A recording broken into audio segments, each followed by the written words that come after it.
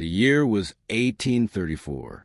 Virginia was not yet torn by civil war, but already haunted by secrets older than the nation itself. The wealthy had their plantations, the clergy their pulpits, the politicians their chambers of debate. But under the floorboards of certain houses, deeper than the roots of the oldest oak, something else lived, something not spoken of in polite company. It begins with the Sullivan family of Appomattox County. To neighbors, they were unremarkable. Landowners, churchgoers, quiet, wealthy enough to keep to themselves. But silence is often camouflage. Silence conceals. What happened in that home would not come to light for nearly a century. And when it did, archivists swore to bury it again. Because some histories are not recorded for public memory. They are hidden in locked ledgers, sealed boxes, and whispered confessions from dying men who cannot carry the weight anymore. In 1927, during a renovation of the old Sullivan estate, workers broke through a rotting cellar door sealed shut with iron nails. Inside was a basement that did not match the blueprints. And in that basement were chains. Dozens of them. Too many to count. The floor was marked with scratches, grooves etched by fingernails dragging against stone. In the far corner, carved into the wall, was a tally, 47 lines, crossed in clusters of 5. And beneath the tally, one word, carved by desperate, shaking hands: children. No bodies were found, no graves uncovered. Only the chains, the tally, and the silence of the community that refused to answer a single question. But history whispers, and when you follow those whispers, you descend into a darkness America was never meant to remember. The Sullivan family arrived in Virginia from Ireland in the late 1700s, carried with them both wealth and a reputation for piety. By 1810, their estate had become one of the most prominent in Appomattox County. While other planters flaunted their wealth through tobacco fields and horse breeding, the Sullivans crafted an image of moral distinction. They did something unusual for their time. They opened their doors to children who had none, orphans of fever outbreaks, runaways from failed farms, infants left at church steps. The Sullivans took them in, clothed them, fed them, and spoke often of Christian duty. In sermons, their generosity was praised as a model for the county. Yet, when a family's reputation is spotless, suspicion rarely lingers where it should. Few ever ask why the children never seemed to grow up in public view. Neighbors recalled seeing wagons arrive with infants and toddlers, yet almost no one remembered seeing them years later as adolescents. The records at the county clerk's office listed dozens of wards under Sullivan care, but the census showed almost none living on the property. The Sullivans explained it away as placements, children sent to live with extended relatives or apprenticed into trade. And in a culture where paper records were fragile and lives were often lost to sickness or poverty, the explanation seemed reasonable. But there was another detail, small but persistent, whispered in the edges of memory. The children who arrived at the Sullivan estate were never seen in church again. Their names disappeared from the baptismal rolls. Their faces never reappeared in the pews. And when visiting ministers asked, they were told the children were too weak, too sickly, too delicate for public life. On the surface, it was charity. But beneath charity, something else was growing. Something no one dared to confront. By the early 1820s, the Sullivans were praised beyond reproach. They funded parish renovations, donated hymnals to congregations, and claimed to give shelter to the lost lambs of Virginia. Their charity placed them at the center of moral authority. Yet beneath the polished veneer, small fissures appeared. A visiting minister from Richmond, Reverend Josiah Crane, left an odd note in his travel diary. He described being invited to the estate for supper. The meal was plentiful, the hospitality gracious. But when he asked to see the children the Sullivans claimed to house, a sudden silence fell over the room. "They are delicate," Mrs. Sullivan had said, her voice tight, almost rehearsed. The Lord gives us trials, Reverend. Some of these little ones are not for the world to gaze upon. Crane, unsettled, pressed no further. But he noted one detail. From the cellar below, during the long pause after his question, he swore he heard movement, not footsteps, a shuffle, then a faint rhythmic sound, like chains dragged along stone. Neighbors, too, held memories they rarely spoke of aloud. Farmhands reported seeing pale faces at high windows, watching silently as wagons passed. Hunters passing near the woods claimed to hear children's voices echoing after dusk, singing faint hymns that dissolved into sobbing. But suspicion dies quickly in communities bound by hierarchy. No one questioned the family that built their chapel, that paid for their daughter's schooling, that hosted their harvest festivals. To accuse the Sullivans was to accuse the foundation of the town itself.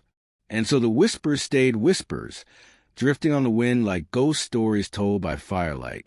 They remained fragments until the winter of 1824, when one boy, half-starved and trembling, appeared at a farmstead 5 miles away.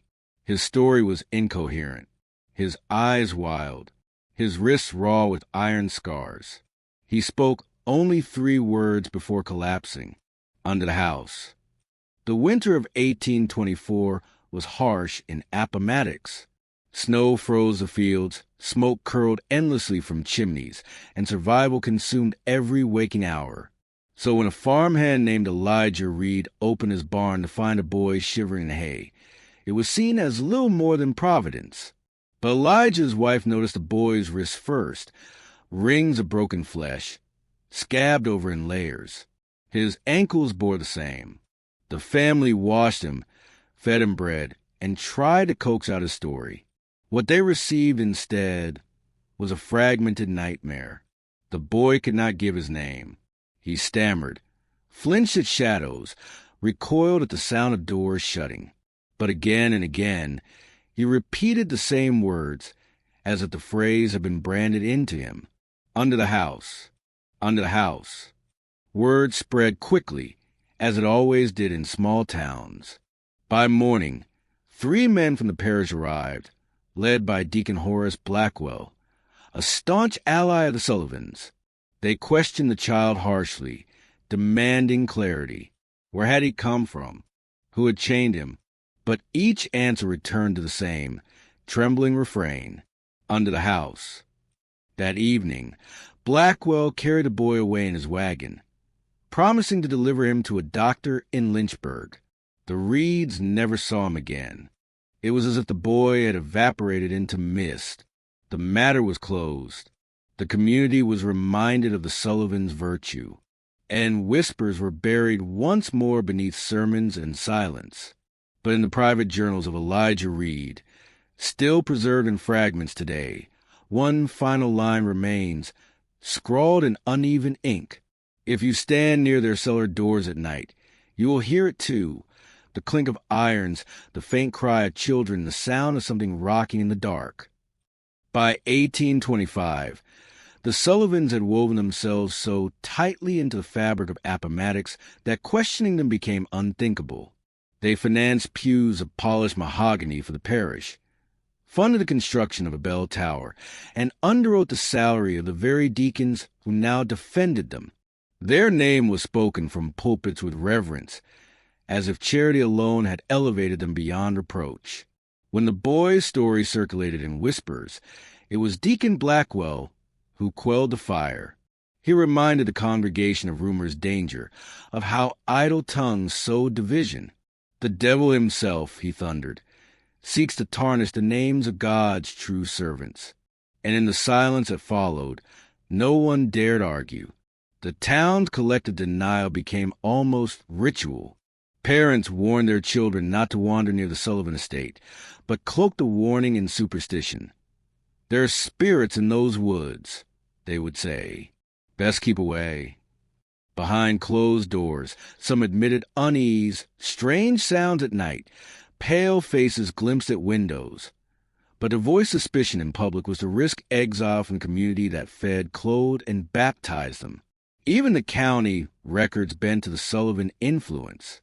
Missing children were explained away with phrases like place in trade or sent to kin. Clerks who might have questioned the discrepancies suddenly found themselves recipients of unexpected donations or quietly replaced by more compliant men. The Sullivans' power did not grow through wealth alone. It grew through silence, through the willingness of neighbors, clergy, and officials to look away.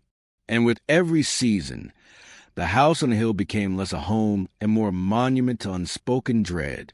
For while the church bell rang each Sunday, echoing through the valley, another sound lingered underneath. From beneath the earth, a dull, rhythmic clatter, the groan of iron against stone, the muffled chorus of voices that no sermon could drown. The Sullivan estate stood on a rise of red Virginia clay, its silhouette commanding the valley below.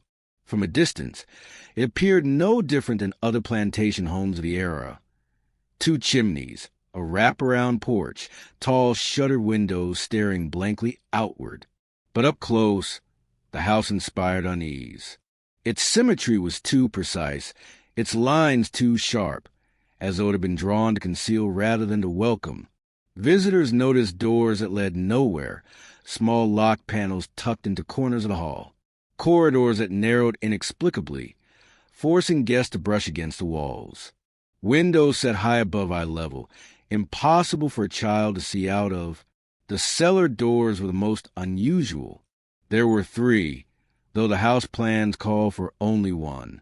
Each was barred with iron instead of wood, heavy enough that 2 men struggled to open them, and each smelled faintly of mildew and rust, though the Sullivans insisted they were used only for storing wine. Yet when storms rolled in across the valley, neighbors claimed they saw strange flickers of light bleeding from beneath the ground, lanterns burning at odd hours, shadows moving in the soil's thin cracks. The land itself bore signs of unease. Trees grew twisted along the property line, branches bent as though recoiling from a house. Animals strayed near but did not linger. Hounds refused to approach the cellar doors, whining and snapping at their handlers. And then there was a sound, the house's constant murmur. At night, when wind pressed against its frame, you could hear a rhythm beneath the groaning beams. Not quite the creak of wood, not quite the stir of roots. It was something steadier, almost mechanical, like chains tightening. The Sullivans dismissed such talk with smiles and scripture, but the house itself seemed to breathe, to keep its secrets with the patience of stone. And those who stood longest at its threshold left with single impression. This was not a home. It was a mouth, sealed tight, waiting to be pried open. Every spring, the Sullivans hosted what they called their gatherings of grace. To the town, it was proof of their piety. A feast held for orphans, widows, and the poor. Wagons arrived from miles away, carrying children with hollow eyes and mothers with callous hands. On those days, the estate became a spectacle of abundance. The Sullivans welcomed guests with hymns sung by their household staff.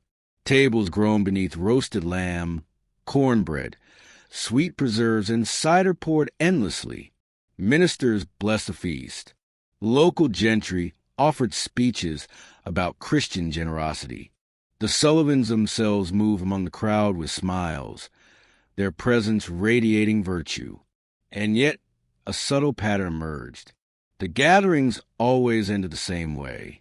After supper, the children, those without parents, were led into the house for what was called the blessing of the lambs.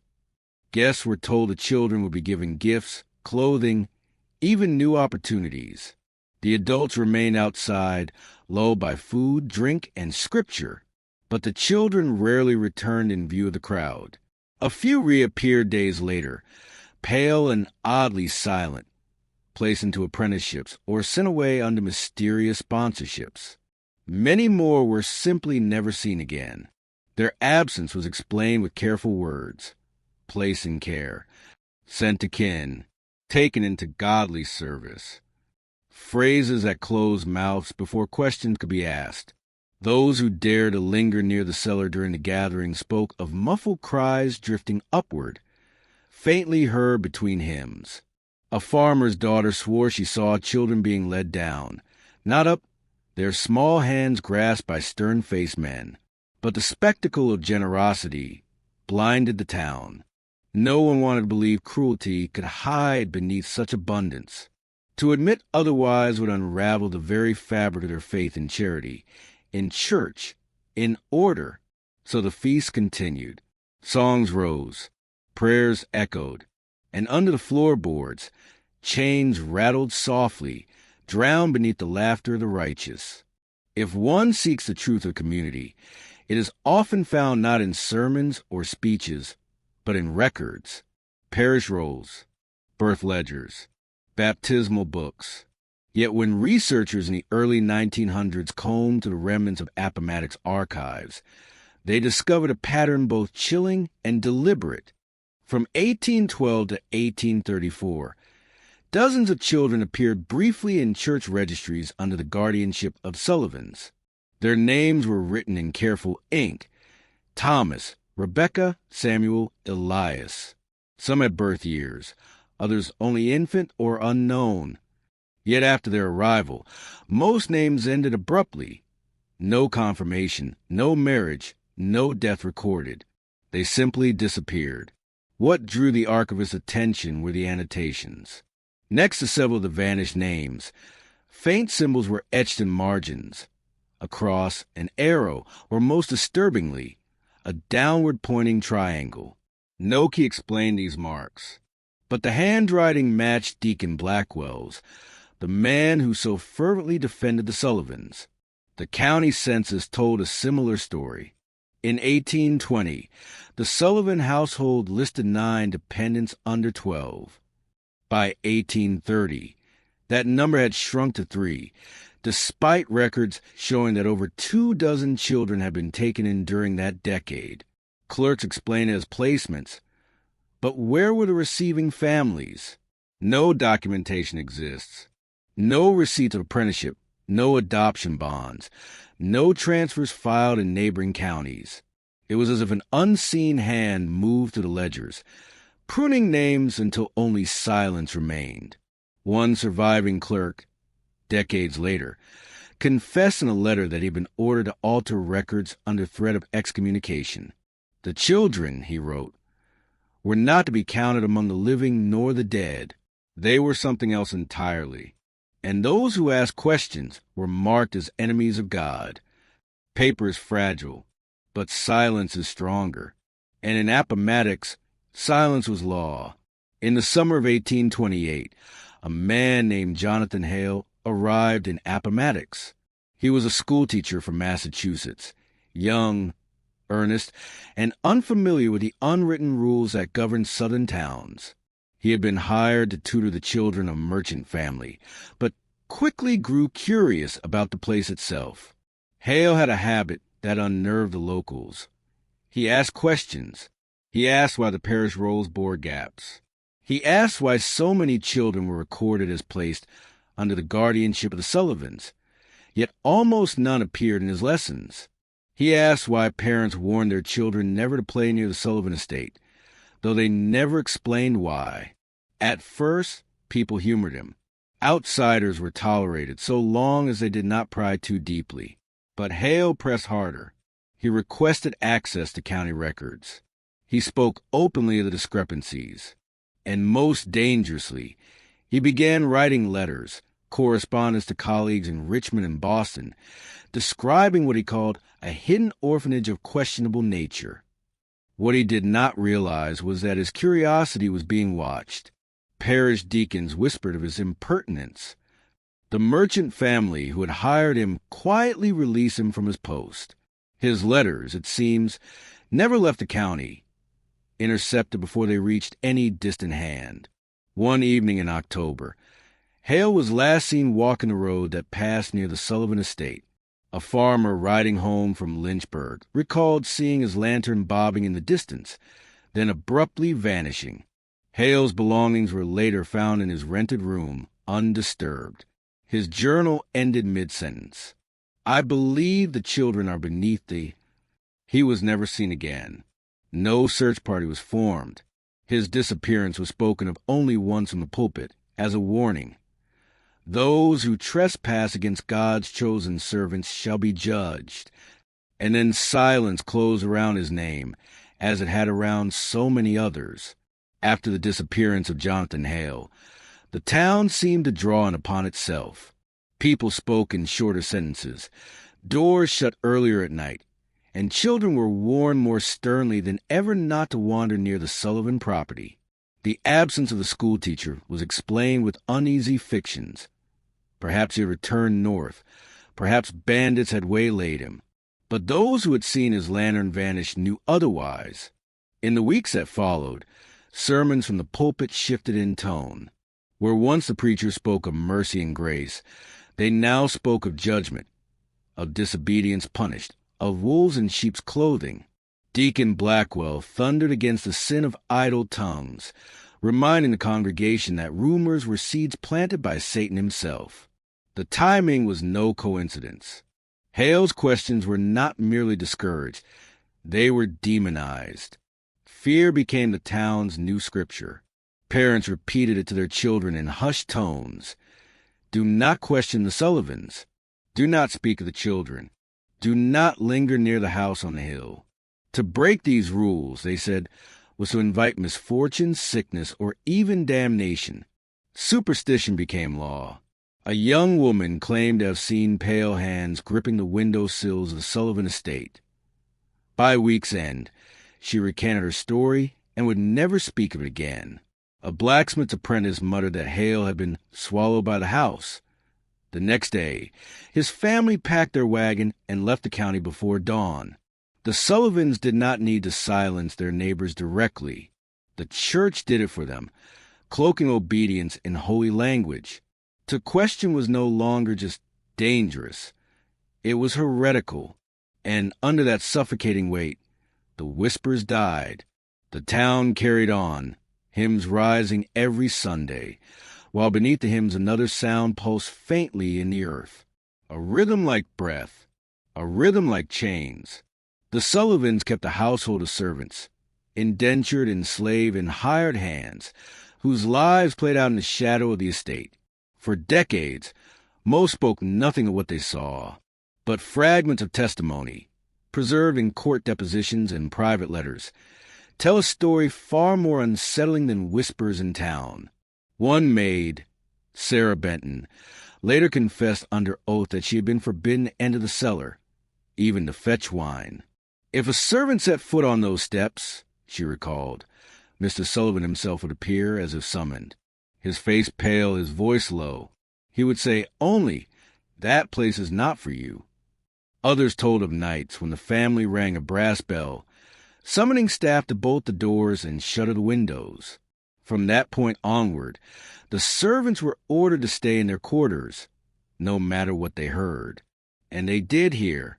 Chains clinking, small voices rising, sometimes chanting, sometimes sobbing, often both.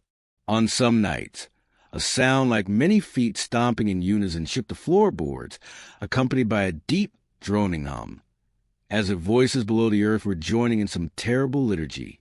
One coachman swore that he saw wagons arrive in the dead of night, carrying not goods but children huddled and bound. He told a fellow servant, who warned him never to speak of it again. The coachman disappeared weeks later, his quarters cleared out as though he had never existed. In every testimony, one theme repeats: the sense that the house itself was not merely a home, but a vessel. The cellar was not storage, but stage. What occurred below was not accident, nor indulgence, but ritual. And though the servants' words were buried in forgotten archives, one line from Sarah Benton's deposition still chills those who read it. They did not keep those children to raise them. They kept them to feed something that was not a man. Long before the Sullivans laid brick and timber, the hill on which their estate stood had another name. To the Monacan people, whose villages once dotted the Virginia interior, it was known as the hill that breathes. They believed the ground there was alive, that it exhaled at night, carrying with it the voices of the dead. For centuries, no permanent settlement stood upon it. The place was left undisturbed, marked only by small stone circles and offerings left at its edge. When English settlers arrived in the 1600s, they ignored the warnings. The hill was cleared, crops were planted, but strange misfortunes followed. Livestock vanished, wells soured, children sickened without cause. Families abandoned the hill one after another. By the late 1700s, it stood empty, its fields overgrown, until the Sullivans purchased it for a fraction of its value. Perhaps they did not know its history. Or perhaps they knew, and that was why they chose it. Records from early surveys mention a cave system running beneath the ridge, narrow passages that tunneled deep into the clay. Some speculated they were ancient burial chambers. Others said they were natural vents, breathing out the earth's damp mineral air. But when workers attempted to map the caverns, they returned pale and shaken, unwilling to go back. One laborer reportedly muttered, "There are voices down there, and they know your name." By the time the Sullivans built their house, the land already carried a reputation, one of unease, of trespass. Yet the family leaned into it. Their cellars were built not over solid ground, but into the very throat of the hill, tapping into the caverns themselves. The servants later said the deepest chamber was always damp, the walls slick, the air heavy and sweet, like something rotting yet alive. And though no one knew the words the children were made to chant, one thing was certain. The Sullivans had not built their rituals from nothing. They had inherited them, from the hill, from the earth, from whatever had lingered long before their arrival. Not all who glimpsed the Sullivan children described them as frail or helpless. Some spoke of something stranger, something that made them recoil with unease. A laundress who once delivered linens to the estate claimed she saw a small boy staring at her from an upper window. His face was pale, his eyes too dark, too deep, as though no whites remained. But what unsettled her most was his mouth, moving soundlessly, yet the words seemed to echo in her head. She fled before the Sullivans noticed her watching. Another account comes from a traveling minister who attended one of the gatherings of grace. He recalled a group of children lined up in the parlor, heads bowed as if in prayer. But when he tried to engage them, asking simple questions, their voices came out in unison, flat, mechanical, repeating scripture in a cadence that did not sound like children at all. It was as if one voice spoke through many mouths, he later wrote. Farmhands whispered that the children who wanted the grounds moved strangely, too still when standing, too fast when running. Some said they heard them humming low tones at night, tones that seemed to vibrate in the chest like the drone of a great horn. Most chilling of all was the testimony of a servant girl, who claimed she found carvings etched into the cellar walls, not by the Sullivans but by the children themselves. Patterns of spirals, lines converging into eyes, and beneath them words in no language she recognized. Yet, when she brought a lantern close, the children hissed at her, their voices layered, too many at once. They were not praying, she said. They were being taught. Something was moving through them, something that wanted a body. The children were not simply captives. They were instruments, and each day they spent under the house, their voices, their eyes, their very movements suggested they were becoming less like children at all. By the early 1830s, unease spread beyond the Sullivan estate. It crept into the valley itself, staining the lives of those who never set foot near the house. Families complained of livestock found dead with no wounds, their bodies rigid, their eyes wide as if they had seen something unspeakable. Children in town awoke screaming at night, describing the cellar voices, even though they had never been inside the Sullivan house. Farmers swore the earth itself was turning. Crops withered on Sullivan-adjacent fields, while growing lush everywhere else. Sickness spread without pattern. Perfectly healthy men collapsed while working the fields. Mothers wasted away as though consumed from within. The local doctor admitted in his notes that he had no name for the ailment, only that it seemed to afflict those who lived closest to this state. He described a heaviness in their lungs, a blackness around their eyes, and a strange tendency to mutter words they did not know. Dreams, too, infected the valley. Parishioners confessed in hushed tones that they had seen children in their sleep, dozens of them, their wrists bound in iron. But when asked what the children said, they grew pale. "They don't speak," one man whispered. "They hum." The corruption was no longer contained under the Sullivan's roof. It bled into the soil, into the people, into the air itself. Yet instead of condemning the family, the church clung to them more tightly than ever, insisting that their rituals were what protected the town from worse fates. In truth, the Sullivans had become gatekeepers, and the price of their protection was silence. It was around this time that the townsfolk began to notice the bell. On certain nights, long after the lassum faded, a deep toll rang out from the estate, not the parish bell, but one lower, heavier, and resonant enough to carry across the valley. It would sound 13 times, each strike perfectly measured, followed by silence. Those who lived closest said the silence was worse than the ringing, for after the 13th toll, the ground itself seemed to vibrate, a low tremor rising from the direction of the Sullivan cellar.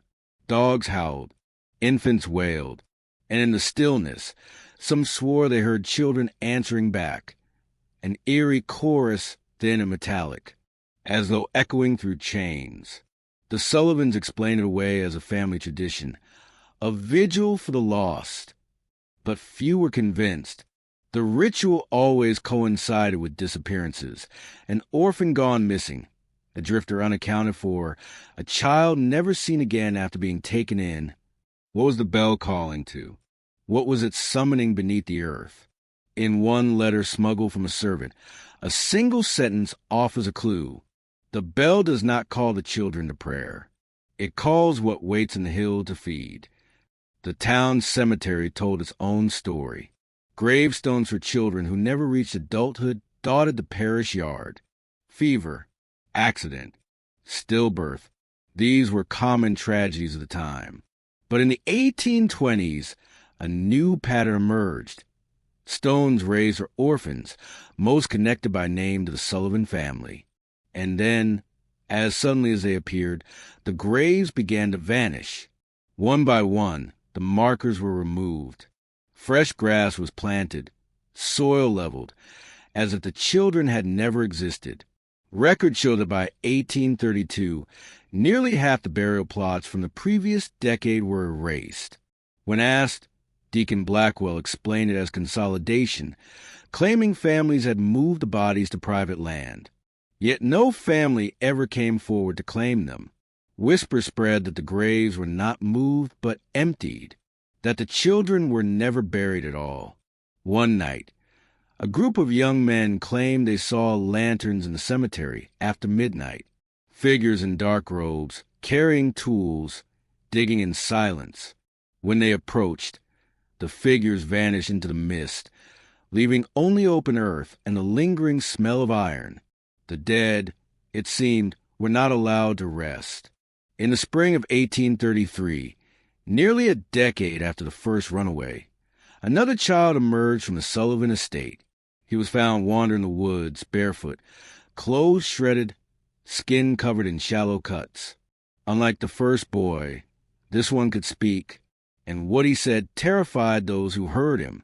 "They make us sing," he whispered, eyes darting as though someone listened even in the trees. "They make us sing until our voices are not our own. And when we are empty, something else comes in." When asked what he meant, he trembled violently, repeating the same phrase, "It wears us like clothes." The boy died 3 days later. His body decayed unnaturally fast, skin blotched black as though consumed by rot.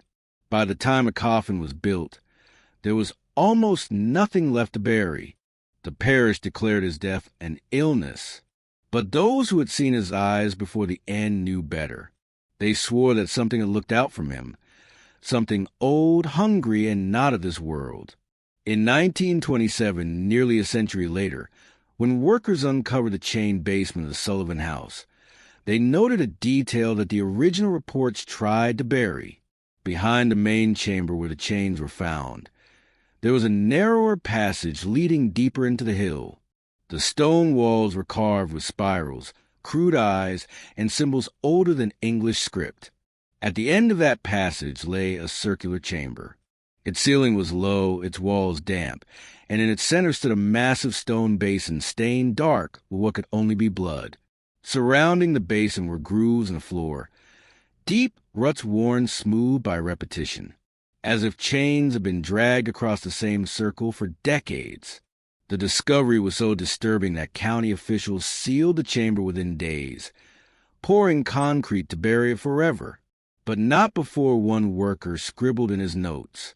The air in that room was alive. It pressed against the skin, and when we left, we heard children laughing in the dark behind us. 1834 should have been a year remembered in Appomattox records. Dozens of children vanished that spring, more than in any prior year, and yet the courthouse files of that period are inexplicably blank. Whole ledgers are missing. Births, deaths, property records, all gone.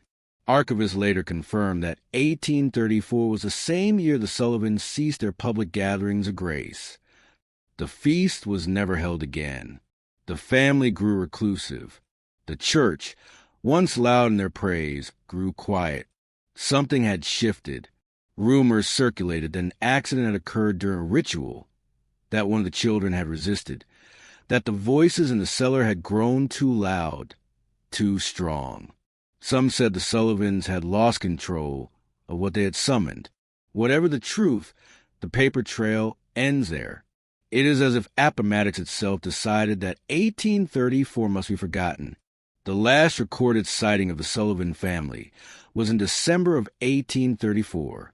Neighbors described the house lit with dozens of lanterns, far more than usual, the glow seeping out through shutters and cracks in the earth. Strange chants carried on the wind, punctuated by the low tolling of the bell. Then silence. By spring, the estate was abandoned. Livestock roamed freely.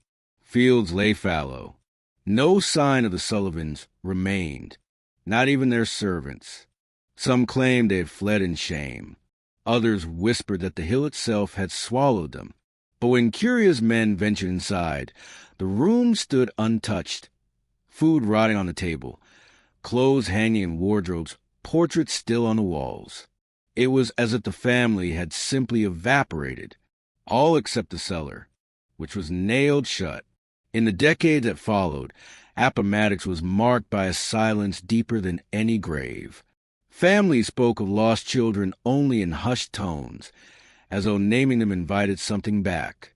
New generations were taught not to ask, not to pry, not to wander near the hill. And yet, every so often, new vanishings occurred. A drifter, a runaway, a vagrant boy.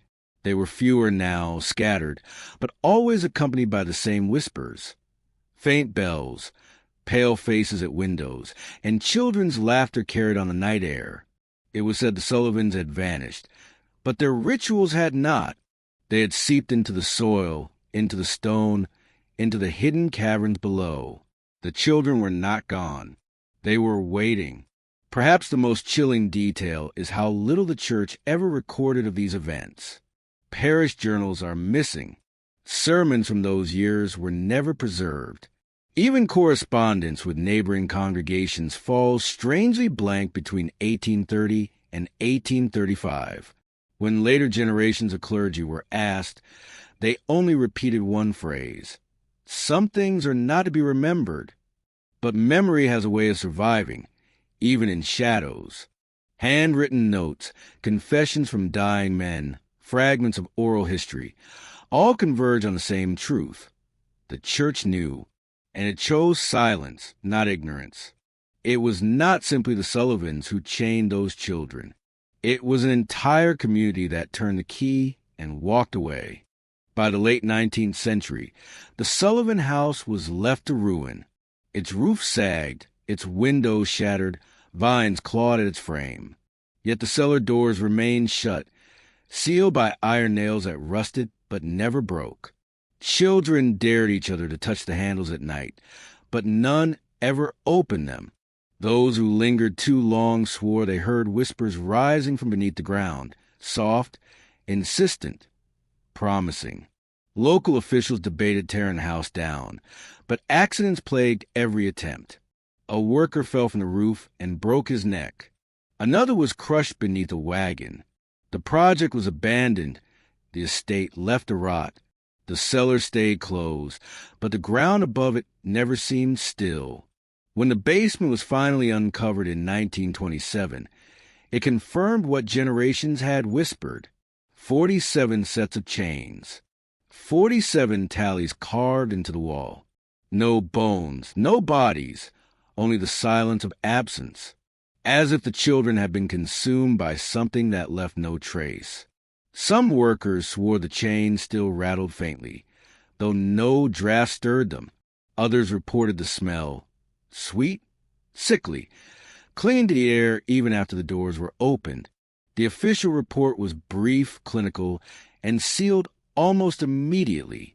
But the men who had been inside carried the memory for the rest of their lives. A memory of laughter, faint and hollow, echoing in the dark long after the cellar had been emptied.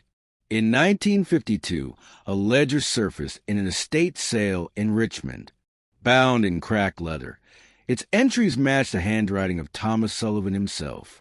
Each page recorded dates, names, and symbols. Many of the names matched the vanished children. Next to them were marks, triangles, spirals, downward crosses. But the final pages held something worse. Lines written not in English, but in a script no scholar has yet deciphered. A language of circles and hooks, repeating endlessly, as though transcribing a chant. On the last page, one phrase appears in plain English, written over and over until the ink tore through the parchment. They are not gone. They are under the house. Today, the Sullivan estate is gone. The ruins were cleared, the land sold, the cellar entombed in concrete. To the modern eye, it is nothing more than a field of grass, another piece of Virginia soil. But locals still speak of it, quietly, reluctantly. They say children in the county dream of chains without ever being told the story. They wake with bruises around their wrists, the faint echo of a bell in their ears. Farmers claim the earth trembles after storms, as if something beneath shifts restlessly. The story of the Sullivan family has been buried, suppressed, erased from textbooks and archives. But erasure is not destruction. The hill still breathes. The chains still whisper. And those who stand too long in the field feel a pressure beneath their feet, as if the ground itself remembers. America was built on forgetting, on burying what cannot be reconciled, on chaining truths beneath houses, churches, and towns. But what is buried does not sleep. Somewhere, beneath Virginia clay, the tally still waits at 47, and the laughter of children, thin and metallic, still carries through the dark. The Sullivan cellar may be sealed, but the voices never left. They remain in the soil, in the air, in the silence that creeps over Virginia nights. And if you've listened this far, you've already stepped too close to the door they try to keep shut. Subscribe, if you dare, for more stories they never wanted you to remember.